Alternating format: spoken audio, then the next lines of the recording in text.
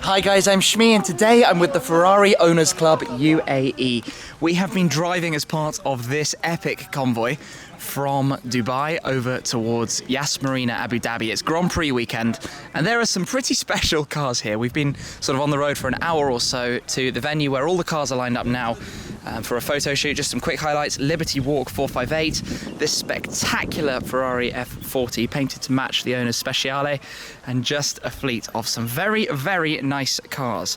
Now where we are right now is somewhere pretty special. This is SBH Royal Auto Gallery. It's a venue I visited a couple of years ago and it is home to basically the most spectacular lineup of cars you could ever imagine. Now as part of this trip to Dubai, I've already featured it in my sort of daily videos I've been putting out, but I'm going to take you on sort of a full tour around the inside because this is really completely unlike anything else you'll ever see. So we'll say farewell to this lineup of Ferraris out here and let's head inside.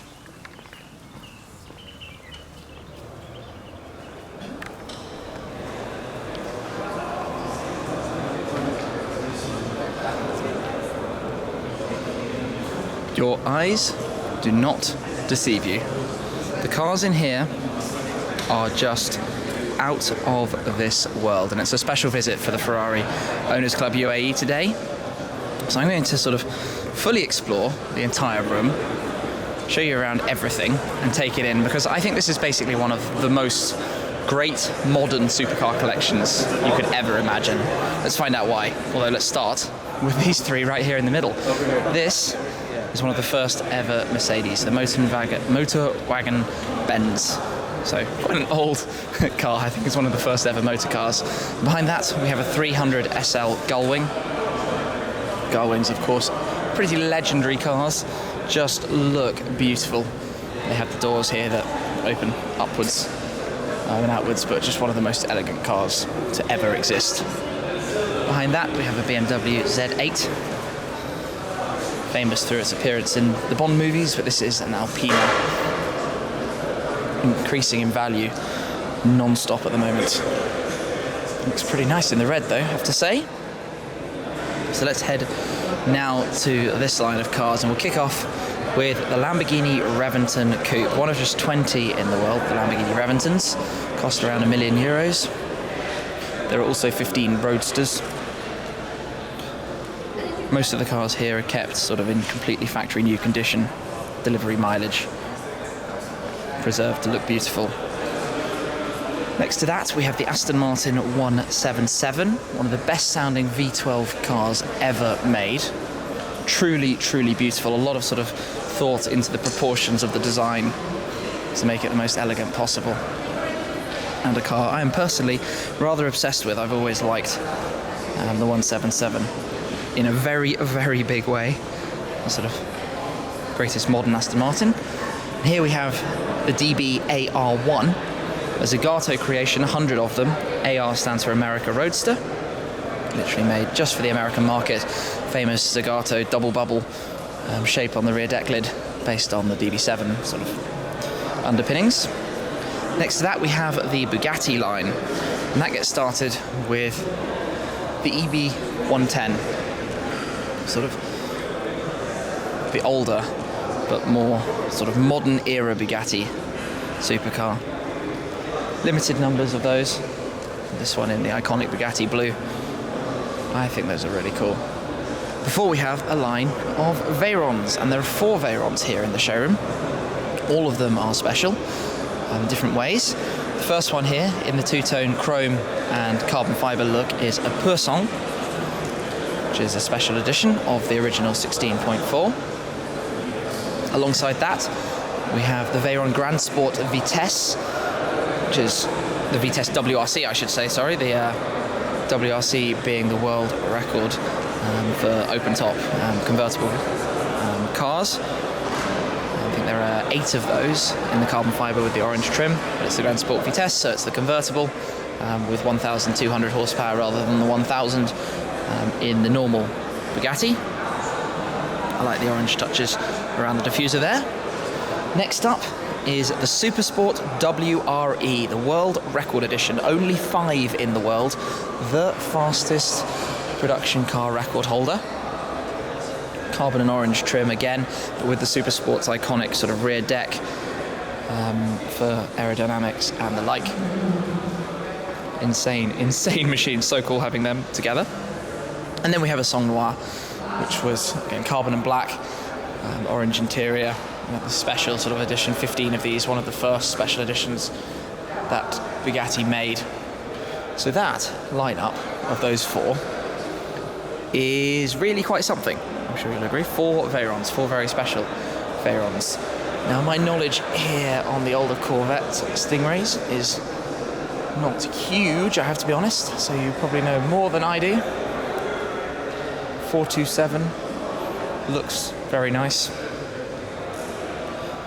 Sure, it's deserving of its spot here. Next up, we have the Ford GT. Perhaps one that's a little bit different in terms of value, at least, but a very iconic American supercar. And next to it, the XJ220, an iconic British supercar.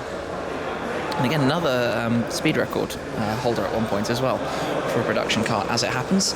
I like the dark blue colour on this XJ220 from Jaguar a lot. Then we've got the Porsche section. So for the Porsches, we get started with the latest hybrid hypercar, the 918 Spyder. This 918 is the Weissach package, just short of 900 horsepower, Nürburgring production car lap record holder, 6 minutes 57 seconds. This car with Porsche's sort of unique design livery looks pretty cool. One of the 3 hybrid hypercars. We also at the other end have a LaFerrari over around the corner and a P1 over there that we'll get to shortly. Next here, the 911 GT1, homologated road car from the Le Mans race cars. Just absolutely mega. I think there are about 50 of these, is it? Maybe it's 25. Very small number around the world. Insane machine. Exceptionally rare. Beautiful, very cool. Then we have a Guards Red Carrera GT.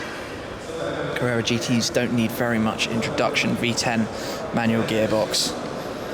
A car that still a lot of people prefer even versus the 918. Not the fastest, but a serious machine nonetheless. And another serious machine alongside that is the GT2 RS, the Widowmaker. The rear-wheel drive 911 turbo in effect, 600 odd horsepower, crazy monster. Then we have a 997 Speedster, sort of a homage to the old Speedsters, special edition that Porsche made. If you fold the roof back, you can see it's got the humped rear deck. Well, you can't see much, I suppose, right now. And this was sort of the launch colour for that car. So that little Porsche lineup there is pretty nice, isn't it? Yeah, just taking in that view right now, holding the camera, just like that. Stunning. And then you just do that, and then you have some Veyrons, and then you do this, and you have even more amazing things.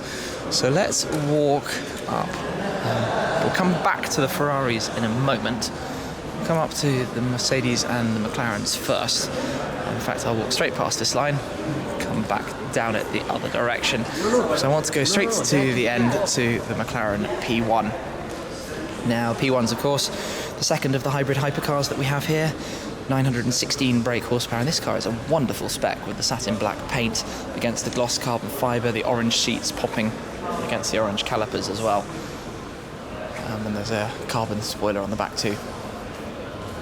McLaren's hybrid hypercar, twin-turbo V8.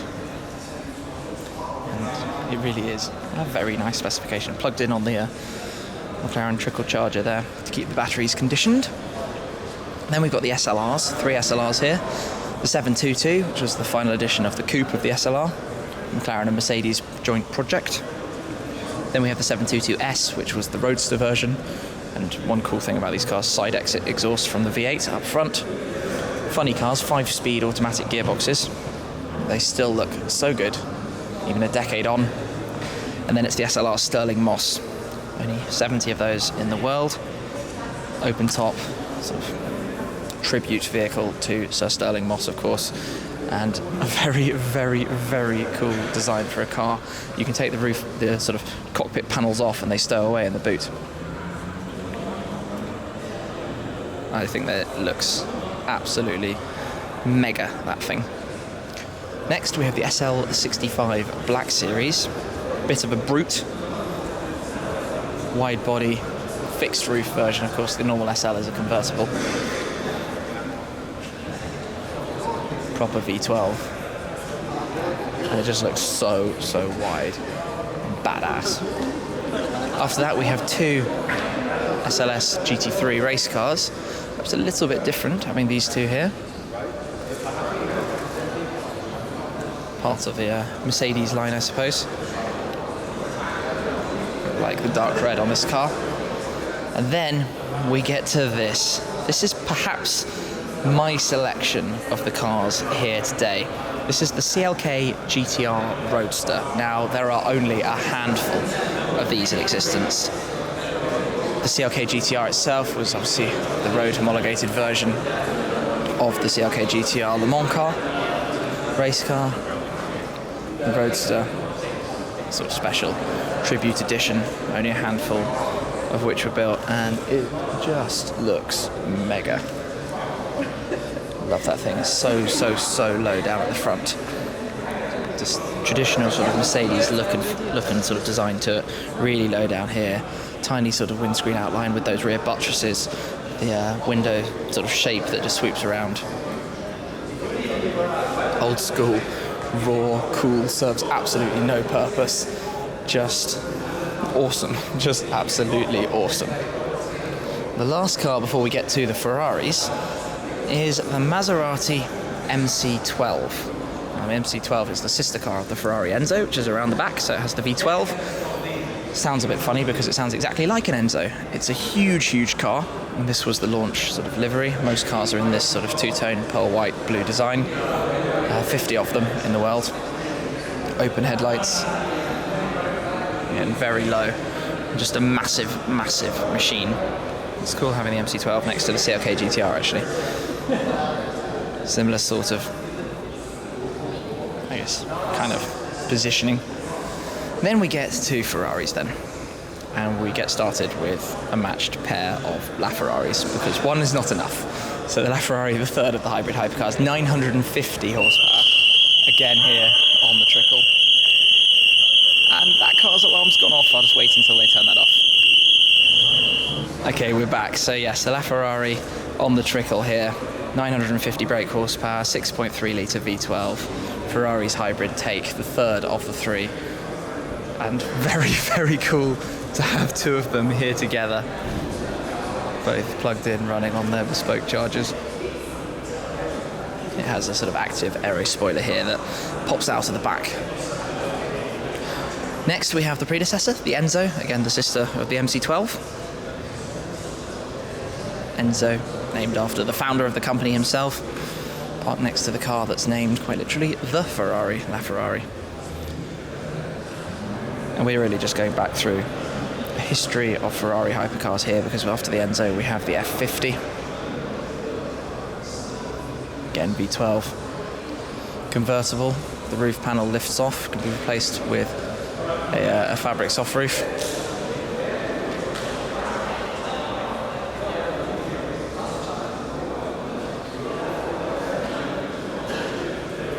I've always loved the F50. It's very light, very open. You can see all the way through, but 350 of them, not quite as in favour as the 500 Enzos, 500 LaFerraris. And then after that we have the F40, twin turbocharged V8. Probably one of the most sort of sought after Ferraris right now. Beautiful car, very raw, very old school. So much about it is so iconic. Just a spectacular car all around. Perhaps one omission from the collection is the 288 GTO. So you have the LaFerrari Enzo, F50, F40, and you would have a 288 GTO next. That was the one that came before the F40, but that's unfortunately not here. What we do have is the SA Aperta, which has the 660 horsepower V12 from the 599 GTO, softer suspension settings from the 599 GTB, but with this removable roof panel. When the roof is off, it's open top design. I love it. I think it's one of the sort of most awesome cruisers, long distance GT kind of cars. I mean, it's an open top V12 Ferrari, front engine rear wheel drive layout. I love it. Then after that, the penultimate Ferrari, the 599XX, car number 1. This is obviously Ferrari's XX program, the Corsa Clienti.